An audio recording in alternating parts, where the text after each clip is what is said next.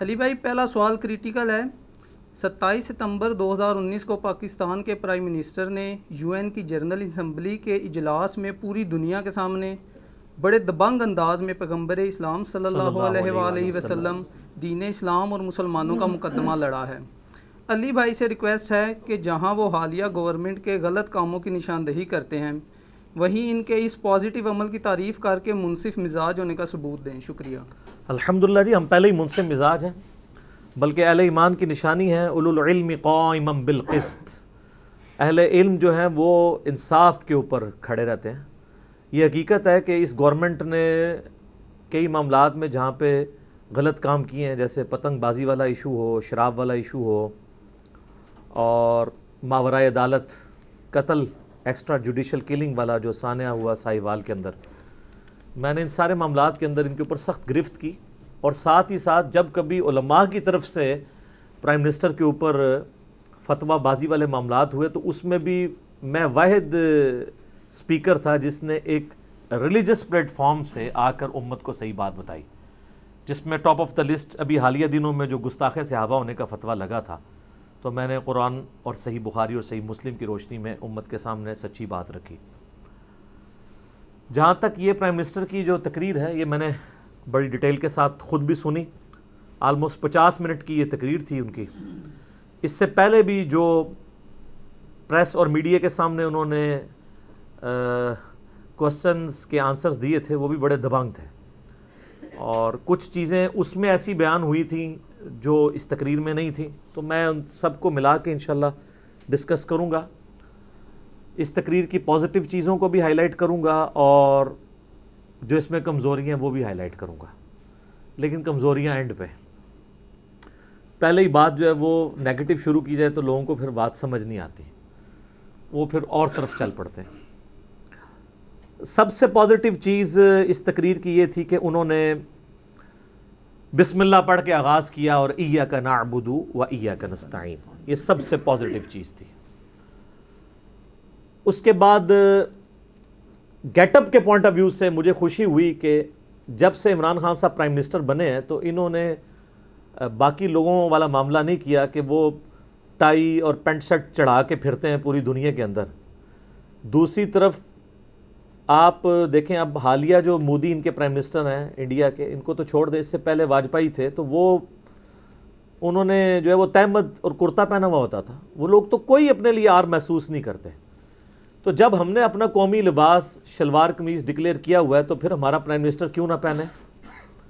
تو یہ اس prime minister کو میں ضرور کریڈٹ دوں گا کہ جتنی بھی ان کی فورن میٹنگز ہوئیں، چاہے آج ہوئی ہیں یا اس ایک سال کے اندر جتنی بھی، انہوں نے اپنا قومی لباس پہننے میں کوئی آر محسوس نہیں کی، اور اس کی وجہ سے دیکھیں جب لیڈر یہ کام کرتا ہے تو پھر نیچے وہ ٹرانسفر ہوتی ہے، تو لوگ اب شلوار قمیض کاٹن کی پہننے میں، اوپر واسکٹ پہننے پہ یا کوٹ پہننے میں فخر محسوس کرتے ہیں، کوئی لیڈر سے نیچے چیز ٹرانسفر ہوتی ہے۔ تو یہ ایک پازیٹیو گیٹ اپ کے پوائنٹ آف ویو سے تھی۔ یہ اتنی امپورٹنٹ چیز نہیں ہے، لیکن چونکہ مجھے پسند آئی ہے تو میں نے اس لیے اس کا ذکر کیا۔ دوسری جو سب سے اہم ترین چیز تھی، بسم اللہ سے آغاز کرنے کے بعد اور ایاک نعبد و ایاک نستعین پڑھنے کے بعد، وہ پرائم منسٹر نے جو یہ بات کہی نا کہ میرا ایمان ہے لا الہ الا اللہ پہ، یہ سب سے کلائمیکس تھا ان کی تقریر کا۔ 50 منٹ کی تقریر میں جو آخری 15-20 منٹ ہے نا، وہ اصل میں روح ہے اس کی، اسی میں انہوں نے یہ بات کی تھی کہ میں ایک گاڈ میں بلیو کرنے والا ہوں تو میں کسی سے نہیں ڈرتا، اور ایک مسلمان کا یہ عقیدہ ہونا چاہیے۔ صحیح مسلم میں حدیث موجود ہے کہ نبی صلی اللہ علیہ وآلہ وسلم سے ایک شخص نے آ کے عرض کیا، اے اللہ کے رسول، مجھے کوئی ایک ایسی نصیحت کر دیں آپ کہ بس اس کے بعد مجھے کسی سے کوئی نصیحت لینے کی ضرورت نہ پڑے، ایک نصیحت۔ صحیح مسلم شریف، آپ صلی اللہ علیہ وآلہ وسلم نے فرمایا، قل آمنت باللہ ثم استقم، بس تو کہہ کہ میں اللہ پر ایمان لایا، اس کے بعد ڈٹ جائے اس بات کے اوپر۔ یہ ایک نصیحت آپ دیکھیں، پورے کا پورا دین جو ہے وہ ایک جملے میں ہے، یعنی وہ صحابی آگے کہہ رہے ہیں کہ مجھے آپ کوئی ایک بات ایسی بتا دیں جس کو میں پکڑ لوں اور اس کے بعد مجھے دنیا میں کسی سے کوئی نصیحت نہ لینی پڑے۔ اور سوال کس سے ہو رہا ہے؟ اس دنیا پہ اللہ کا ریپریزنٹیٹو محمد رسول اللہ صلی اللہ علیہ وآلہ وسلم، اور آپ نے ایک جملے میں جواب دیا ہے قل آمنت باللہ ثم استقم، کہہ میں اللہ پر ایمان لایا، اس کے بعد ڈٹ جا۔ پھر صحیح مسلم میں ایک حدیث ہے، آپ صلی اللہ علیہ وآلہ وسلم نے فرمایا کہ برائی اگر دیکھو ہو سکے تو اپنے ہاتھ سے روکو، ہاتھ سے نہیں روک سکتے تو زبان سے، اور اگر بالکل ہی گیا گزرا ہے کوئی، زبان سے بھی نہیں روک سکتے تو اپنے دل میں اسے برا جانو۔ لیکن ساتھ ہی فرمایا ذالک اضعف الایمان، یہ ایمان کا سب سے کمزور ترین درجہ ہے کہ کوئی شخص اپنے دل میں برائی کو برا سمجھے۔ ایٹ لیسٹ زبان سے برائی کو برا کہنا چاہیے، گونگا شیطان نہیں بننا چاہیے۔ ان دونوں باتوں کے اوپر، یعنی اللہ پر ایمان لا کر مستقیم ہو جاؤ، استقامت اختیار کرو، اور دوسرا کم از کم زبان سے تو برائی کو ہو۔ اس کی پریکٹیکل مثال پرائم منسٹر کی تقریر تھی جو یو این کی جنرل اسمبلی میں انہوں نے کی۔ پھر ساتھ ہی ساتھ انہوں نے ریاست مدینہ کی وہاں پہ بات کی کہ ریاست مدینہ وہ ریاست تھی جس میں مسلمز اور نان مسلمز کے حقوق تھے۔ اگر ان سے جزیہ لیا جاتا تھا نا، جو ماڈرن دور میں آپ ٹیکس کہہ لیں، تو پھر ان کے حقوق کی پاسداری بھی ہوتی تھی۔ پھر یہ نہیں ہوتا تھا کہ اگر ایک مسلم اور نان مسلم کا مقدمہ عدالت میں پیش ہوا ہے تو جو جج ہے، قاضی ہے، وہ مسلم کے حق میں ضرور فیصلہ کرے گا، ایسا نہیں ہوا کرتا تھا۔ پھر انہوں نے ریڈیکل اسلام کے اوپر ڈسکشن کی کہ یہ جو ایک ریڈیکل اسلام کی ٹرم آ گئی ہے، فینیٹکس مسلمانوں کے بارے میں ایسی باتیں کرتے ہیں کہ مسلمان فینیٹکس ہو چکے ہیں، اور ایک طرف لبرل اسلام کی بات ہوتی ہے۔ انہوں نے کہا نہ تو کوئی لبرل اسلام ہے اور نہ ہی کوئی فنیٹکس کا ریڈیکل اسلام ہے، اسلام وہ ہے جو محمد رسول اللہ صلی اللہ علیہ وآلہ وسلم لے کر آئے ہیں۔ یہ کوئی ڈویژن نہیں، یہ آپ لوگوں کی منہ شگافی ہے۔ اور اس میں انہوں نے مورد الزام ٹھہرایا نان مسلم ملکوں کے لیڈرز کو کہ آپ لوگوں نے 11 ستمبر 2001 کے واقعے کے بعد، 9/11 کے واقعے کے بعد، نان مسلم ملکوں کے جو پرائم منسٹرز تھے یا پریزیڈنٹس تھے، ان لوگوں نے یہ ایک گھناؤنا کھیل کھیلا کہ ریڈیکل اسلام کی بات کرنی شروع کر دی۔ اور پھر انہوں نے کہا اگر آپ خودکش حملوں کو یا دہشت گردی کو کسی مذہب کے ساتھ جوڑیں گے تو 9/11 سے پہلے جتنے خودکش حملے ہیں اس میں پائنیئر تو وہ جو ہیں وہ جیپنیز ہیں جنہوں نے خودکش حملے کیے تھے ورلڈ وارز کے اندر اپنے مخالفین کے اوپر۔ پھر تامل ٹائگرز جو تھے سری لنکا کے اندر انہوں نے کیے، لیکن آج تک ان کو تو کسی نے نہیں کہا کہ ہندو دہشت گرد۔ مسلمان جب کوئی ایسا کام کرتے ہیں تو اس کو اسلام کو دہشت گردی سے آپ جوڑ دیتے ہیں چند لوگوں کی اس طرح کی حرکت کی وجہ سے، تو یہ ناانصافی ہے۔ یہ ایک بہت پازیٹیو چیز تھی اور اس چیز کو ہائی لائٹ کرنے کی ضرورت تھی۔ اور ساتھ ہی ساتھ انہوں نے یہ بھی کہا کہ اسلام کا پازیٹیو امیج ہم دنیا کے سامنے جو نہیں پیش کر سکے، اس میں مجرم مسلم عوام نہیں ہے، ہم مسلمانوں کے حکمران ہیں، جو ہم پہلے ہی رونا روتے ہیں کہ مسلم عوام تو بیچارے چیختی رہتی ہے، مسلمان حکمران اپنا مقدمہ نہیں پیش کر سکتے۔ اور اس میں بھی جو ہمارا ایک انٹرنیشنل فورم ہے OIC، جس کو وہ شاہ مندوانی صاحب کہتے تھے OIC، جب کوئی معاملہ ہو جاتا ہے تو وہ پھر یہی بنتے ہیں OIC، organisation of Islamic countries. تو ان کے حکمران مقدمہ صحیح دنیا کے سامنے پیش نہیں کر سکے، ان کا یہ ہماری ذمہ داری۔ تو اس وقت میں تو سمجھتا ہوں کہ پوری دنیا کے مسلمانوں کو ایٹ لیسٹ مسلمانوں کے 2 لیڈرز کے حق میں دعا کرنی چاہیے۔ نمبر 1 طیب اردگان کے بارے میں، حافظہ اللہ تعالی، اور دوسرے پرائم منسٹر عمران خان صاحب حافظہ اللہ تعالی، علماء سے معذرت کے ساتھ، کہ ان کے لیے دعا کرنی چاہیے کہ اللہ تعالیٰ ان کو استقامت دے اور ان میں جو برائیاں وہ دور کرے اور مزید اسلام کا مقدمہ انٹرنیشنل فورمز کے اوپر لڑنے کی توفیق عطا فرمائے، آمین۔ ساتھ ہی ساتھ انہوں نے حجاب کے اوپر میں کہتا ہوں جی ننگی بات کی ہے۔ انہوں نے کہا یورپ اور امریکہ میں اگر کوئی عورت جو بیسک نیڈ کا لباس ہے وہ بھی نہ پہنے، یعنی وہ دوسرے معنوں میں ننگی پھرے، اس کو تو کوئی نہیں کہتا، اور اگر کوئی عورت حجاب پہنتی ہے تو اس کو کرٹیسائز کرتے ہیں، وہ حجاب پہن کے آپ کا کیا لے رہی ہے؟ اس کے برعکس جو عورت ننگی پھر رہی ہے وہ تو خود گناہ کی دعوت دے رہی ہے، وہ تو پھر بھی لوگوں کو ڈسٹرب کر رہی ہے، اس کو تو آپ برا نہیں سمجھتے ہیں۔ حجاب پہننے والی عورت کو آپ برا کیوں سمجھتے ہیں؟ حجاب پہن کے وہ کیا کر رہی ہے؟ جبکہ وہ اس ملک کے قوانین کی پاسداری بھی کر رہی ہے. اور کئی تو ایسی دلیر خواتین ہیں, انہوں نے تو دیکھیں جس بندے نے اللہ کو جان دینی ہے وہ تو راستہ نکال لیتا ہے. چہرے کے نقاب کے اوپر پابندی لگی تو انہوں نے جو ہے وہ ماسک پہننے شروع کر دیے ڈسٹ والے. اس کو تو اب آپ کوئی چیلنج نہیں کر سکتا, یہ تو میڈیکل ایشو ہے. تو انہوں نے, جن لوگوں نے چہرہ چھپانا ہوتا ہے نا وہ ایسے بھی کر لیتے ہیں. لیکن جو پاکستان, انڈیا, بنگلہ دیش کی عورتیں یہ تو بخشی بخشائی ہیں نا, آپ کو پتہ ہے. ان کو تو پوری زندگی سمجھانا پڑتا ہے کہ چہرے کا بھی نقاب کرنا ہے, آپ نے پردہ کرنا ہے. وہاں کوئی اگر گوری مسلمان ہوتی ہے تو وہ پہلے دن سے حجاب شروع کر دیتی ہے, چہرے کا نہ بھی کرے کم از کم باقی جسم کو ڈھانپنا شروع کر دیتی ہے.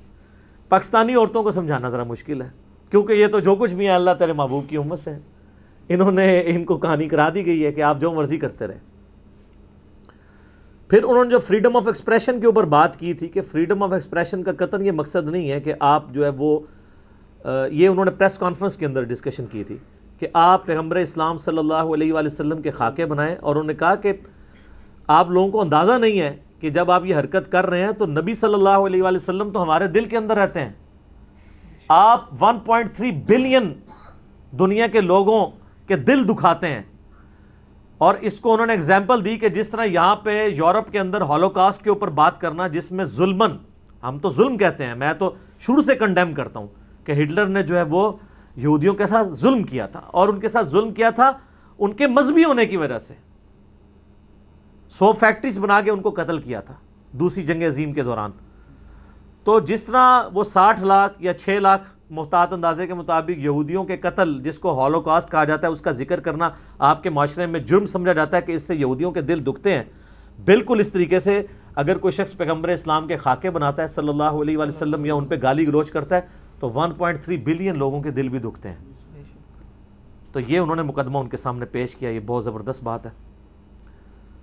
پھر یو این میں جو تقریر ہوئی اس میں انہوں نے بڑی زبردست بات کی کہ 80 لاکھ مسلمانوں کو کرفیو کے ذریعے آلموسٹ 2 مہینے ہو گئے ہیں آپ نے قید کر کے رکھا ہوا ہے. یورپ کے اندر چند ہزار جانور بھی قید کر دیے جائیں تو شور مچ جائے, وہاں پہ انسان قید ہیں, اور آپ لوگوں کو اس کا کوئی, یعنی اس کے خلاف آواز نہیں آپ بلند کرتے. یہاں پہ چند ہزار یہودیوں کو اگر قید کر دیا جاتا تو آپ نے ہنگامہ کھڑا کر دینا تھا. اب پرائم منسٹر نے انٹینشنلی یہ پھکی دی ہے یہودیوں کا ذکر کر کے, ورنہ کرسچنس کا بھی ہو سکتا تھا, تاکہ ہمارے مولانا فضل الرحمان صاحب حافظہ اللہ تعالیٰ کو یقین آ جائے کہ عمران خان صاحب یہودیوں کے ایجنٹ نہیں ہیں. یہ میں آپ کو صحیح بتا رہا ہوں, یہ اسی لیے اس نے یہودیوں کا نام لیا ہے, ورنہ یہودی تو ایک چھوٹی کمیونٹی تھی نا, کرسچنس کا نام لینا چاہیے تھا. یہودی تو بہت تھوڑے ہیں دنیا میں. تو لیکن اب بھی جنہوں نے بات نہیں سمجھنی انہوں نے نہیں سمجھنی, اور وہ معذرت کے ساتھ صرف اس کیس میں نہیں ہے, وہ باقی لیڈرز کے بارے میں بھی ایسا ہی ہے. یعنی ہمارے جو ایکس پرائم منسٹر تھے جو اس وقت جیل میں ہیں, وہ بڑے اخلاص کے ساتھ انڈیا کے ساتھ دوستی چاہتے تھے. یہ نہیں تھا کہ وہ کوئی انڈیا کے ایجنٹ تھے, لیکن سوشل میڈیا پہ ایک کمپین چلائے گی مودی کا یار غدار, یہ تو راہداری کھول رہے ہیں, یہ کر رہے ہیں. وہی سارے کام عمران خان صاحب نے کیے ہیں, اب کوئی بات نہیں کر رہا. تو نہ عمران خان صاحب غدار تھے یہ کام کرتے ہوئے, نہ وہ اس وقت وہ غداری کر رہے تھے. لیکن جب آپ نے بات کوئی بھی موڑنی ہے, میں وہ آپ کو یہودیوں کے ایجنٹ والی بات کر رہا ہوں, ابھی بھی وہ بات کر دیں گے. وہ کہیں گے اس نے جان بوجھ کے یہودیوں کا نام لیا ہے تاکہ پتہ چلے کہ یہ ایجنٹ نہیں ہے, یہودیوں سے اجازت سے لیا ہوگا کہ میں آپ کا اوپر سے نام لے رہا ہوں, اندروں توڑے نال ہاں. کانسپریسی تو بن جاتی ہے نا جی, ہر طرح کی کانسپریسی آپ بنا سکتے ہیں. تو اس طرح کے موقعوں پہ نا میں ان لوگوں سے کہا کرتا ہوں کہ آپ کوئی ایسی بات کر دیں کہ یہ جب ہو جائے گا نا تو ہم مان جائیں گے کہ یہ وہی بات ہے جو آپ کہہ رہے ہیں. تو وہ قیامت تک نہیں کوئی مثال لا سکتا, کیونکہ ہر بات میں سے کوئی بات نکل آتی ہے. آپ کچھ بھی کسی کے بارے میں کہہ سکتے ہیں, نہیں جی اندر سے ملا ہوا ہے.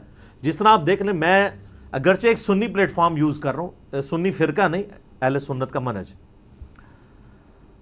میں یہ بات کرتا ہوں کہ بھائی اس وقت پوری دنیا میں امریکہ کی آنکھوں میں اگر کوئی آنکھیں ڈال کے ملک دیکھ رہا ہے وہ ایران ہے.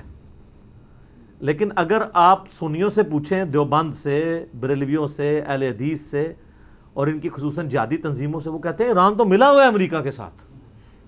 بالکل پوری کتابیں لکھی ہیں انہوں نے, اور ان کی جہادی تنظیموں نے لکھی ہیں اپنے جہاد کو حلال کہنے کے لیے. اور اسرائیل کے خلاف جو حزب اللہ کا جہاد ہے وہ کہتے ہیں کہ سارا ڈکوسلا ہے, چونکہ حزب اللہ جو ہے وہ ایک شیعہ جماعت ہے, جس اکیلی جماعت نے اسرائیل کو نتھ ڈال کے رکھی ہوئی ہے. کہتے ہیں نہیں یہ اصل میں ملے ہوئے ہیں اندر سے. چنگے ملے ہوئے ہیں کہ اسرائیل جب کبھی مسلمانوں پہ حملہ ہوتا ہے حزب اللہ کے دفاع کرتی ہے. آپ لوگ تو ٹویٹوں تک کی بات چلاتے ہیں. تو کانسپریسی وہ کہتے ہیں نہیں یہ اوپر سے ہیں اندر سے ملے ہوئے ہیں. تو میں نے بتایا کانسپریسی کا کوئی اینڈ نہیں ہے, وہ تو ہم بیوقوف لوگوں کو ہم سمجھا نہیں سکتے. آخری جو 15 منٹ ہے نا جی, وہ میں سب سے ریکویسٹ کروں گا کہ وہ 50 منٹ کی گفتگو میں آخری جو 15-20 منٹ ہے نا, جن لوگوں کو انگلش آتی ہے وہ ضرور سنیں, اور اس کا مزہ انگلش میں سننے کا ہے, جو الفاظ کا چناؤ ہے اور جس پیشن کے ساتھ انہوں نے یہ بات کی ہے. اب اس پوری یعنی پازیٹیو گفتگو کے بعد اور بھی کافی ساری باتیں میں نے موٹی موٹی ہائی لائٹ کر دی ہیں. ظاہر ہے میں نے اب 50 منٹ کی تقریر میں 50 منٹ تو تبصرہ نہیں کرنا. اصل چیز یہ ہے کہ امت کو ویژن دیا جائے کہ جو یعنی کمزوریاں تھیں وہ چیزیں بھی ہائی لائٹ کرنے کی ضرورت ہے اس تقریر کے اندر. اس میں سب سے پہلے تو میں مقتدر حلقوں سے کہوں گا, چاہے وہ ہمارے پولیٹیشنز ہوں, اداروں کے لوگ ہوں, یا علماء جو پالیٹکس کے ساتھ وابستہ ہیں, کہ پرائم منسٹر کی تقریر کے اوپر جو انڈیا کا رسپانس آیا ہے اسی وقت یو این میں 6 منٹ اور 13 سیکنڈ کا آلموسٹ, اس کو ایک دفعہ ضرور سنیں. اگرچہ اس رسپانس کے اندر کئی ایک بونگیاں بھی تھیں, لیکن کئی ایک بالکل سیریس باتیں ہیں جو انڈیا نے رسپانس میں ہائی لائٹ کی ہیں, اور ان چیزوں کو ایڈریس کرنے کی ضرورت ہے. اب یہ چونکہ ہمارے ملک میں سینسٹیو ٹاپک ہے, میں اس لیے اشارہ تانی بات کر رہا ہوں. وہ رسپانس آپ سن لیں, اس میں چند ایک سیریس چیزیں انہوں نے ہائی لائٹ کی ہیں کہ جب تک وہ ایشوز ریزالو نہیں ہوتے اس وقت تک ہم دنیا کو انڈیا کے خلاف اپنا مقدمہ پیش نہیں کر سکتے, جب تک کہ ہمارے اندر وہ والی خامیاں دور نہیں ہوتی ہیں کہ جن خامیوں کے بنیاد کے اوپر ہم انڈیا کے اوپر بات کر رہے ہوتے ہیں. تو وہ آپ ویڈیو ہی دیکھ لیں, چونکہ یہ میں ویڈیو اس لیے نہیں بنا رہا ورنہ لوگوں نے میرے وہ حصہ کاٹ کے چڑھا دینا ہے اور منوی مودی تے یار کہہ دینا انہوں نے. اسی کسی تے یار نہیں ہیں, ہم تو اولو العلم قائما بالقسط, سچائی کے ساتھ کھڑے ہیں. سچ بات آپ کا دشمن بھی کرے اس کو ایکسیپٹ کریں, وہ آپ کی اصلاح کرے گا. کئی چیزیں ہم نے اصلاح کی ہیں نا, 70 سال بعد ہم نے اپنی ملک کی پالیسی چینج کی ہے نا کہ نان اسٹیٹ ایکٹر نہیں ہونے چاہیے. تو اب کم از کم ان لوگوں کو جن کو آپ اس زمانے میں سیکولر کہتے تھے, اینٹی اسلامک کہتے تھے, اینٹی پاکستان کہتے تھے, یا زیادہ غصہ آتا تھا تو ایتھیسٹ کہہ دیتے تھے, تو آج ان کو خراج تحسین تو پیش کرنا چاہیے نا کہ یار تم لوگ اس وقت باتیں صحیح کرتے تھے, یہ تو ہمارے گاٹے فٹ ہو گئی ہیں چیزیں. اور آج ہم پوری دنیا کے اندر چیخ چیخ کے کہہ رہے ہیں کہ لوگوں ہم نے توبہ کر لیا ہے, توبہ کر لیا ہے, ہمیں معاف کر دو.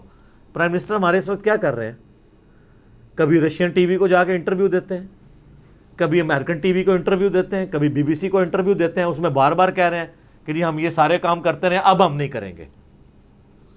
تو وہ اپنے گناہوں کا اعتراف کر رہے ہیں نا. تو وہ مولانا فضل الرحمان صاحب نے ایک بات کی تھی کہ نزا کے عالم میں توبہ قبول نہیں ہوتی ہے. تو یہ حقیقت بات ہے کہ اس وقت مسلمانوں پہ نزا کا عالم ہے. اللہ کرے کہ یہ نزا کا عالم جو ہے وہ ریورس ہو جائے اور توبہ ہماری قبول ہو جائے. اس وقت دنیا ہمارا یہ مقدمہ ماننے کے لیے تیار نہیں ہو رہی. میں چونکہ ایک ڈرائیونگ سیٹ کے اوپر بیٹھا ہوں, میرا کام ہے کہ میں امت کو صحیح بات بتاؤں کہ جہاں پہ غلطی ہوئی ہے اس غلطی کو غلطی ماننا ہوگا, تبھی آپ اپنی اصلاح کریں گے. یہ بدعت کی اسلام میں کیوں اتنا کنڈیم کیا گیا ہے؟ بدعت اسلام میں ایک ایسی چیز جو اسلام کے راستے کو چھوڑ کے اختیار کی جاتی ہے, اسلام اس سے کیوں اتنی چڑ کھاتا ہے؟ اس کی وجہ یہ ہے کہ بدعت کرنے والا اس کو ثواب سمجھ کے کر رہا ہوتا ہے, لہذا کبھی وہ بدعت چھوڑ ہی نہیں سکتا. بالکل اسی طریقے سے ہمارے حکمران, ہمارے جو مقتدر حلقے ہیں, جب تک اس کام کو محب الوطنی یا حب الوطنی کے نام پہ کرتے رہیں گے تو کبھی ان غلطیوں سے توبہ ہی نہیں کر سکتے. تو یہ ہائی لائٹ کرنا ضروری ہے. البتہ اب ماشاءاللہ پازیٹیو دور ہے, میں سمجھتا ہوں کہ اب کافی حد تک چیزیں سٹریم لائن ہونا شروع ہو گئی ہیں اور چیزیں سمجھ آنا شروع ہو گئی ہیں. تو اب اس تقریر میں چند کمزوری, ایک تو میں نے وہ کہا کہ انڈین رسپانس آپ سن لیں. 3 چیزیں میں اپنی طرف سے ضرور ہائی لائٹ کر دوں گا. نمبر 1, اس تقریر میں ایک کمزوری یہ تھی کہ پرائم منسٹر کو یہ چاہیے تھا کہ ماڈرن ایج سے ان کو 2 مثالیں پیش کرتے جو اس ماڈرن ایج کی مثالیں ہیں, جس کی وجہ سے ہم کم از کم دنیا کو جھنجھوڑ سکتے تھے. نمبر 1 مشرقی تیمور کی مثال، اور دوسری ساؤتھ جو سوڈان ہے اس کی مثال۔ آپ کو پتا ہے کہ 21ویں صدی میں 2 نئے ملک بنے ہیں، اور دونوں ملک مسلمان ملکوں کو توڑ کے بنائے گئے ہیں کرسچنز کو سٹیٹس دینے کے لیے۔ 2002 کے اندر انڈونیشیا سے مشرقی تیمور کو الگ کر کے کرسچن کنٹری بنایا گیا ہے 2002 میں۔ ہمارے کتنے % مسلمانوں کو اور علماء کو اور پولیٹیشنز کو اور ججز اور جرنیلوں کو یہ بات پتہ ہے، یا کبھی انہوں نے ہائی لائٹ کی ہو؟ وہی رونا جو ہم رو رہے ہیں کہ کشمیر میں حق خود ارادیت ہونی چاہیے، وہاں پہ آپ الیکشن کروائیں، جن کی اکثریت ہے ملک ان کے حوالے کریں، یہ کر چکے ہیں۔ 2002 کے اندر انہوں نے الیکشن کروا کے مشرقی تیمور کو انڈونیشیا سے الگ کر کے کرسچن ملک بنا دیا ہے پورا فل فلیج۔ آج 29 ستمبر 2019 ہے، میں آپ کو صرف 17 سال پرانی بات بتا رہا ہوں، اور اب میں آپ کو 8 سال پرانی بات بتاتا ہوں۔ 2011 کے اندر سوڈان جو رقبے کے اعتبار سے دنیا میں سب سے بڑا اسلامی ملک تھا، ہم بچپن میں اپنی کتابوں میں ہم نے یہی پڑھا نا، وہ سر کتاب چینج کر دیں اب نہیں ہو رہا۔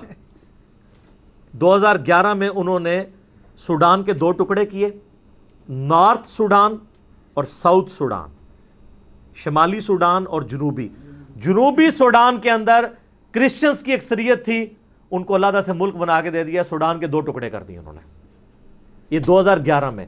تو 21ویں صدی میں 2 ملکوں کی مثال دے کے پرائم منسٹر کو چاہیے تھا کہ وہ UN کی تقریر میں کہتے کہ اگر 2 کرسچن سٹیٹس بن سکتی ہیں اس بنیاد کے اوپر تو کشمیر کیوں نہیں بن سکتی سٹیٹ؟ یہ لیک کی ہے نا چیز۔ اس لیے میں کہتا ہوں پڑھے لکھے صحافی ہیں جن کو اکثر آپ غدار وطن سمجھ رہے ہوتے ہیں، اور ان میں سے اکثر محب الوطن ہوتے ہیں، ان سے نا تقریر ذرا لکھوا لیا کریں اور پھر وہ نوٹس بنا لیا کریں سامنے، تاکہ آپ کو یہ پتا چلے کوئی چیز سکپ نہ ہو جائے۔ ادروائز اتنے بڑے فورم کے اوپر دوبارہ آپ تو اگلے سال ہی موقع آنا ہے، یا شاید موقع ملے یا نہ ملے۔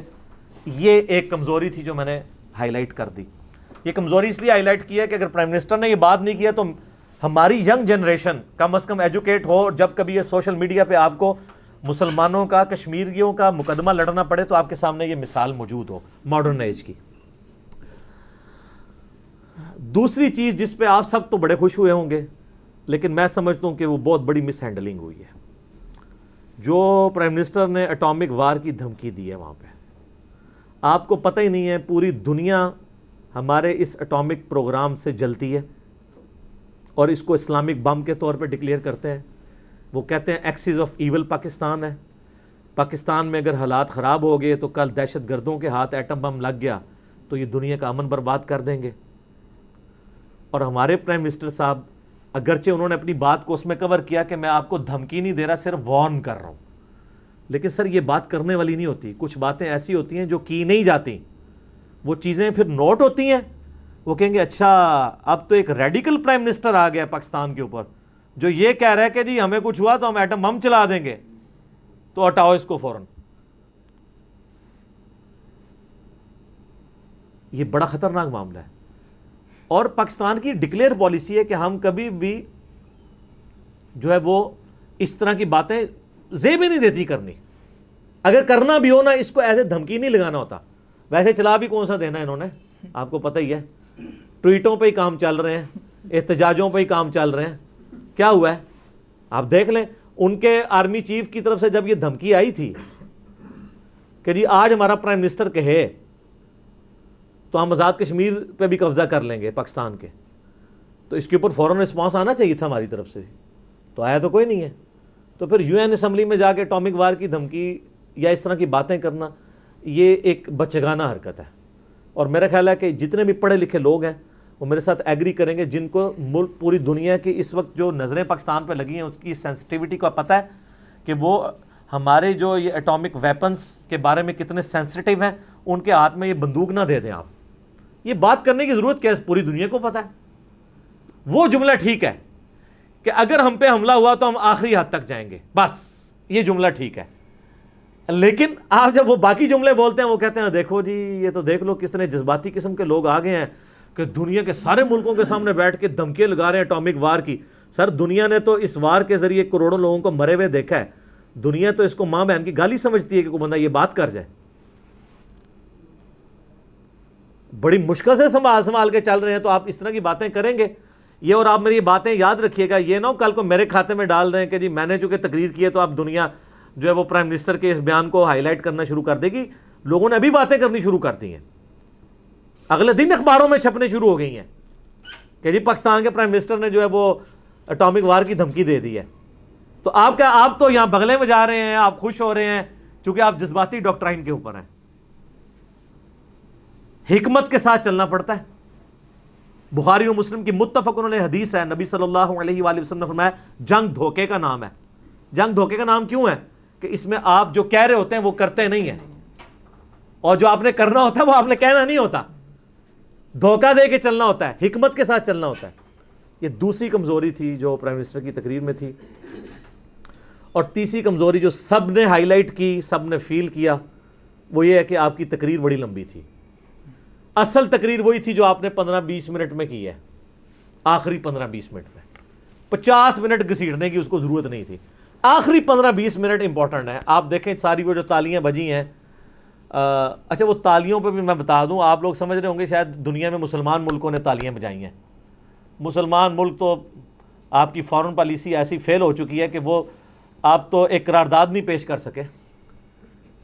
57-58 ملکوں میں سے آپ کے ساتھ سوائے 3-4 ملکوں کے کوئی ملک نہیں ہے مسلمانوں کا، باقی ملک تو چھوڑ دیں. وہ تالیاں آڈینس میں لوگ بیٹھے ہوئے تھے، اور ظاہر ہے کہ باہر کے ملکوں میں جتنے لوگ پاکستانی یا مسلمان بیٹھے ہیں عمران خان صاحب کے ساتھ عقیدت رکھتے ہیں. تو آپ یہ نہ سمجھیے گا وہاں پہ جو وہ مطلب ماشاءاللہ کوئی سعودی عرب کا امبیسڈر بیٹھا تھا تو اس نے تالی مار دی ہے، وہ تو ساہ نہیں لیندے. دیکھ لینا، پوری دنیا دیکھ رہی ہے کشمیر میں ظلم ہے، گورے کہہ رہے ہیں ظلم ہو رہے ہیں، اور ہمارے جو ماشاءاللہ عرب ممالک کے لوگ ہیں وہ مودی کو امن کا ایوارڈ دے رہے ہیں. صحیح انہوں نے ماں بہن دی گال کڈی ہے سارے مسلمانوں، امن کا. چلو کوئی اور ایوارڈ دے دو، دینے ہی سی. اور بھی کہتے ہیں یہ آپ کا انٹرنل معاملہ ہے، ہم اس میں نہیں بولیں گے، اور یہ چیزیں نہیں ہوگی. پھر یہ چیزیں اس لیے بھی ہوتی ہیں کہ جب ہم بھی انصاف کا راستہ چھوڑتے ہیں نا. سر یمن میں جو ظلم ہو رہا ہے اس میں ہم بھی تو سعودیہ کے بارے میں نہیں بولتے نا ڈرتے ہوئے، کیونکہ ان سے لے کے کھا رہے ہیں. پھر سعودیہ کا بھی حق ہے کہ ان کی بھی تجارت ہے انڈیا کے ساتھ، کشمیر کے معاملے میں وہ نہ بولیں. اور اس سے زیادہ سخت بات جو میں کیمرے میں کرتے ہوئے ڈر رہا ہوں، لیکن سچائی ہے کہ چائنا کے اندر جو مسلمانوں پہ ظلم ہو رہا ہے اس کے بارے میں کوئی بندہ آواز بلند نہیں کرتا، انکلوڈنگ پاکستان، جو کہ ہماری چائنا کے ساتھ دوستی ہے. وہاں مسلمانوں پہ جو ظلم ہو رہے ہیں، تو سر جب آپ ان ظلموں پہ نہیں بولتے، پھر آپ پوری دنیا کو چیخ چیخ کے کہتے ہیں جی کشمیر میں ظلم ہو رہا ہے ہمارے ساتھ کھڑے ہو، تو دنیا کو ہماری 2 نمبری نظر آ رہی ہوتی ہے کہ یمن کے کیس میں یہ ادھر کھڑے ہیں. حالانکہ یمن کے کیس میں جتنے کرسچن ملک ہیں اور مسلمان کئی ملک ہیں جنہوں نے یمن کے حق میں ووٹ دیا ہے، لیکن پاکستان نے سعودیہ کو خوش کرنے کے لیے سعودیہ کے حق میں دے دیا کہ وہاں کچھ بھی نہیں ہو رہا. آپ کو نہیں پتا کچھ ہو رہا ہے یا نہیں ہو رہا. اور یمن یہ سنی شیعہ جھگڑا نہیں ہے، حوثی قبائل صدیوں سے وہاں رہ رہے تھے، یہ تو خام خواہ انہوں نے اس کی طرف بلا دیا. وہ اور جھگڑا تھا جو اب سنی شیعہ جھگڑے کے ساتھ اس کو گھسیٹنے کی کوشش کر رہے ہیں. تو دنیا میں اگر کرسچنز میں بھی ظلم ہوتا ہے نا، آپ کو بولنا چاہیے. ہندوؤں پہ ظلم ہوتا ہے آپ کو بولنا چاہیے، سکھوں پہ ظلم ہوتا ہے آپ کو بولنا چاہیے. پھر آپ مسلمانوں پہ ظلم کی بات کر سکتے ہیں. اور پھر اس چیز کو آپ نہ دیکھیں کہ کس ملک میں ظلم ہو رہا ہے اور کون سا ملک کر رہا ہے، چاہے آپ کی دوستی ہے دشمنی ہے. آپ کہیں گے دوستی اپنی جگہ، یہ بات غلط ہو رہی. یار ایران نے کی ہے نا جرت، ایران کی کتنی پکی یاری انڈیا کے ساتھ. انڈیا ان سے پیٹرول تیل خریدتا ہے، لیکن کشمیر کے معاملے میں دیکھ لیں انہوں نے پاکستان کا ساتھ دیا. ہوئی نا بات. انہوں نے کہا جاری اپنی جگہ ہے. ان کے مفتی اعظم کا کلپ آ گیا ہے، خامنہئی صاحب کا، حسن روحانی بولا ہے. سر یہ ہوتی ہے اسلام کے لیے تڑپ. اور مشہد کے اندر امام علی رضا علیہ السلام کے مزار کے اوپر باقاعدہ لوگوں نے پروٹیسٹ کیا ہے کشمیریوں کے حق میں، حالانکہ ایران کی دوستی تھی انڈیا کے ساتھ، لیکن انہوں نے کہا ہم اسلام کا ساتھ دیں گے. اور اس سے بھی بڑی بات مجھ سے سن لیں، آپ لوگ بنگالیوں کے بارے میں بڑی نیگیٹو باتیں رکھتے ہیں، اگرچہ جو ہمارے لوگ فوجی ریٹائر ہو چکے ہیں ریٹائرمنٹ کے بعد، تو وہ خود مانتے ہیں کہ ہم سے مسئلہ مس ہینڈل ہوا ہے. میں تو بنگالی مسلمانوں سے بھی ویسی محبت کرتا ہوں جس طرح پاکستان اور انڈیا کے مسلمانوں سے یا عرب مسلمانوں سے. آپ کو پتہ ہے آلموسٹ 3 لاکھ لوگوں نے ڈھاکے کے اندر کشمیریوں کے حق میں احتجاج کیا، حالانکہ وہ پرو انڈین گورنمنٹ ہے. اتنی پرو انڈین ہے کہ انہوں نے بنگلہ دیش کا نام چینج کر دیا ہے. بنگلہ دیش کا پہلا نام تھا اسلامک ریپبلک آف بنگلہ دیش، لیکن یہ حسینہ واجد نے 2/3 اکثریت کے بعد اس کا نام چینج کروا کے پیپلز ریپبلک آف بنگلہ دیش کروا دیا ہے، لیکن اسلام لوگوں کے دلوں سے نکال تو نہیں سکتے۔ پھر لوگوں صحافیوں نے وہاں انٹرویو کیے ہیں، 95% سے زیادہ مسلمانوں نے یہ کہا ہے کہ اگر پاکستان انڈیا کی جنگ ہوئی کشمیر کے مسئلے میں تو ہم پاکستان کا ساتھ دیں گے، حالانکہ ان کے جینز کے اندر پاکستان کی نفرت موجود ہے، جو کچھ پاکستان نے معاملات مس ہینڈل کیے تھے 70s میں۔ لیکن اگر وہ اسلام کے رشتے میں کر رہے ہیں، اور یہاں بھی میں بنگالیوں کو، کہ بنگلہ دیش میں بھی ہماری بہت زیادہ آڈینس ہے، میں ان سے بھی کہوں کہ میرے بھائی یہاں پہ بھی جتنی مسلمان عوام ہے بنگالی مسلمانوں سے محبت کرتی ہے الحمدللہ، اور جو ریٹائر ہو رہے ہیں ہمارے اداروں کے لوگ، وہ ریٹائرمنٹ کے بعد محبت ہی کرتے ہیں، اور اب تو حاضر ڈیوٹی بھی محبت کرتے ہیں، ان کو پتہ ہے مسئلے مس ہینڈل ہوئے تھے، اب ہماری پالیسیز میں کافی سارا جو ہے وہ اللہ کا شکر ہے کہ بہتر ہو چکی ہیں۔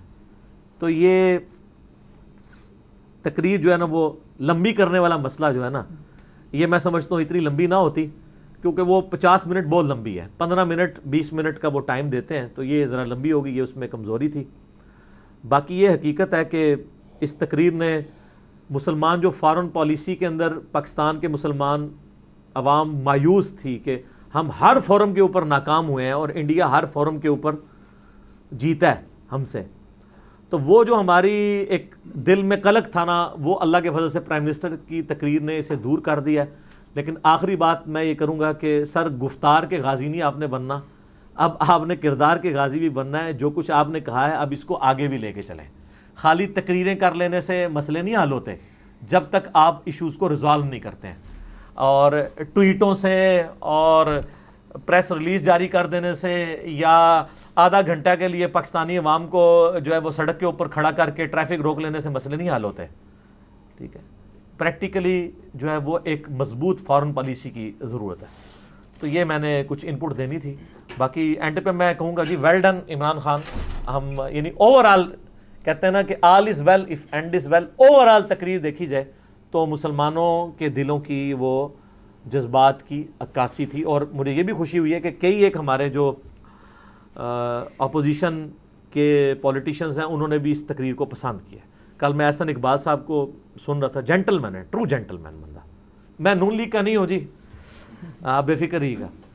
تو اس نے بڑی اچھی بات کی ہے کہ کشمیر کے اوپر پرائم منسٹر کوئی پالیسی بنائے، ہم ان کے ساتھ کھڑے ہیں، ٹھیک ہے۔ لوگوں نے اپریشیٹ کیا ہے، لیکن کمزوریاں بھی ہائی لائٹ کی ہیں، ان کمزوریوں کو گالی سمجھ کے نہیں لینا چاہیے، نیکسٹ امپرومنٹ کی طرف جانا چاہیے۔ ٹھیک ہوگا جی، جزاک اللہ علی بھائی۔